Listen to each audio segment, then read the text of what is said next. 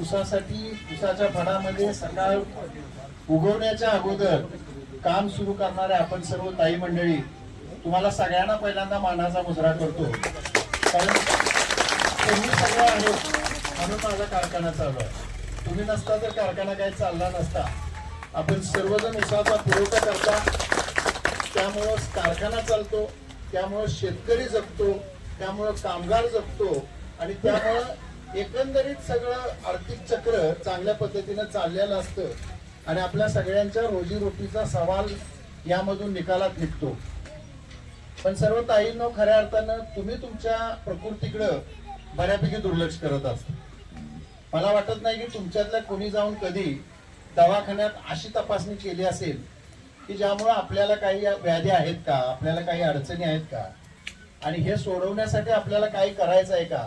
खरं तर तुम्हाला कधी वेळच मिळत नाही, इतकं कष्ट तुम्ही करत असता। पहाटे उठायचं, जेवणाची तयारी करायची आणि ऊस लवकरात लवकर जाऊन तोडायचा, जेणेकरून लवकरात लवकर खेप भरली जाईल आणि ती लवकरात लवकर खेप इथे येईल। तुमचं इतकं अनन्यसाधारण काम आहे की या कामाची तोड आम्ही मंडळी करू शकत नाही। आम्ही जरी अधिकारी म्हणून वर असलो किंवा आमच्या डॉक्टर भगिनी येत आहेत, या जरी काम करत असल्या तरी तुमच्या कामासारखं काम करणाऱ्या महिलाच जगात कुठे मिळणार नाहीत आणि आमचे बंधू पण मिळणार नाहीत। कारण बऱ्याच वेळा खोपीमध्ये मूल असतं आणि ह्या बिचाऱ्या ऊस तोडायला गेलेलं असतं। इतकं कष्टदायक काम आपल्याकडून होतं, त्यामुळे तुम्हाला मी सलाम करतो। आज माहितीसाठी आपल्याला सांगतो की 2023-24 मध्ये जवळजवळ 16,67,000 कर्करोग्यांची कॅन्सरची भर, म्हणजे एवढ्या लोकांची भर आपल्या भारतात पडली आणि आपण जर साधारण प्रमाण बघितलं तर जवळजवळ 30% पर्यंत प्रमाण 14-15 वर्षाच्या आतल्या मुलींना सुद्धा सध्या हा कर्करोग किंवा कॅन्सर त्रास देतोय। मगाशी सहज पवार साहेबांशी मी चर्चा करत होतो, त्यांनी सहज जाता जाता 2-3 बाबी सांगितल्या की योग्य वेळी जर निदान केलं आणि योग्य वेळी उपचार केले तर हा रोग 100% बरा होतो।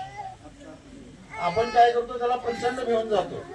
आपल्या मनात एक अशी भीती बसलेली आहे की कॅन्सर म्हणजे आता काही खरं नाही।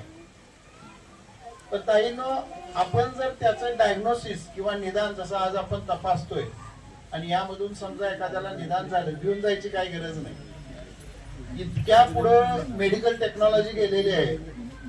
तुम्हाला माहित असेल, आपले शेजारचे चेअरमन बबन दादा ते सध्या अमेरिकेमध्ये आहेत, त्यांनी आपलं स्वतःचं पूर्ण हृदय बदलून घेतले आणि आता ते ठणठणीत आले। इतक्या पुढे सगळी टेक्नॉलॉजी गेलेली, तेव्हा भिवू नका। एखाद्याच्या निदानामध्ये मॅडमनी सांगितलं की जरा तुम्हाला वाटतंय असं असं, तुम्ही पुढची काय असेल ती प्रक्रिया किंवा तपासणी करून घ्या, तर ती तपासणी करा मात्र। कारण आज यांनी सांगितलंय तुम्ही उद्या सकाळी विसरून जाणार, उद्या परत हातात कोयता घेणार आणि ऊस तोडायला जाणार, तर कृपा करून विसरून जाऊ नका।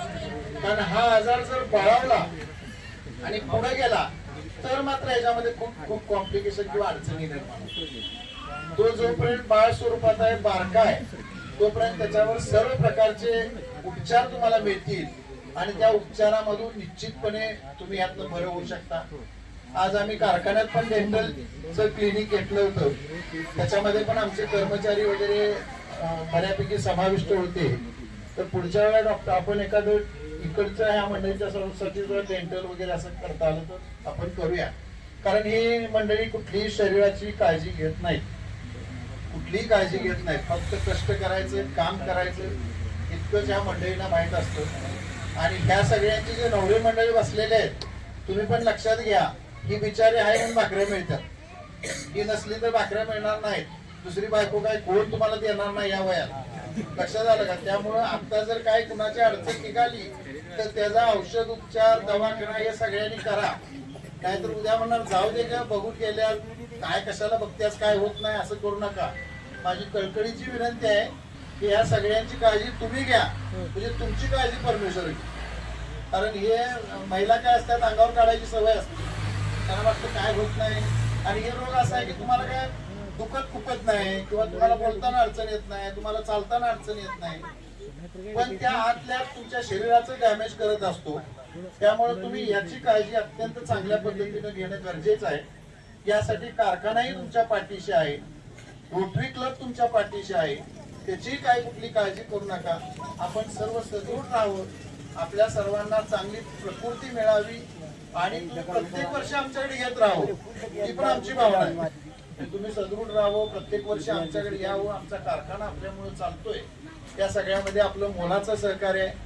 आजच्या या रोटरी क्लबच्या कार्यक्रमामध्ये सर्व डॉक्टर महिला भगिनी, त्याचबरोबर रोटरी क्लब, आमचे डॉक्टर पोपळे, त्यांची टीम, आमचे अधिकारी, आमचे शेतीचे अधिकारी बालेकर, हे सर्वच मंडळी यांनी सकाळपासून अतिशय चांगलं नियोजन केलंय.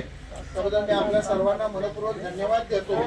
आणि हे सामाजिक कार्य आपण असंच अविरत चालू शकतो, कारण आपल्या सर्वांचे दैवत सुधाकर पंत परिचारक मोठे मालक यांचं नेहमीच शेतकरी हित आहे, कामगार सुखा हे धोरण होतं. आणि खऱ्या अर्थानं त्यांच्यासाठी बऱ्याच वेळा मी म्हणतो, जे का रंजले गांजले त्याशी म्हणे जो आपले, तोची साधू ओळखावा, देव तेथेची मानावा. या उक्तीप्रमाणे मोठ्या माणसांनी आयुष्यभर चांगलं काम केलं, आयुष्यभर समाजासाठी काम केलं, त्याचीच धुरा आदरणीय प्रशांत मालक चालवत आहेत. आणि या कारखान्याच्या माध्यमातून चांगल्यात चांगलं काम करण्याचा प्रयत्न ह्या होत असतो. आजही त्याच प्रयत्नाचा एक भाग म्हणून आम्ही हे करतोय. सर्व महिलांना आणि मुलींना साडी वाटप कार्यक्रम इथंच होणार आहे. सगळ्यांनी जागेवर बसावं. मागच्या वेळेला साडी वाटपाच्या खूप गोंधळ झाला, म्हणून मी आज ओळीत बसायला लावतो. ओळीत बसले की मग डबल होत नाही आणि सिंगल पण होत नाही, गोळीनं वाटता येते व्यवस्थित. तर पूर्ण सगळ्यांना वाटप होईल साधारण 10 ते 15 मिनिटं लागतील. पण पहिलीनं मिळाली असते ती माझा कलर नाही म्हणून दुसरीचा कलर मला पाहिजे असं करू नका. जो मिळालाय तो मानून घ्या, जसा नवरा मिळालाय तो मानून घेतो, तसं साडी पण माझा. कारण काय आहे ती मागच्या साडी घ्या, तो प्रकार काही करू नका. आपल्या सर्वांना मी नमस्कार करतो. थांबतो. जय हिंद, जय भारत.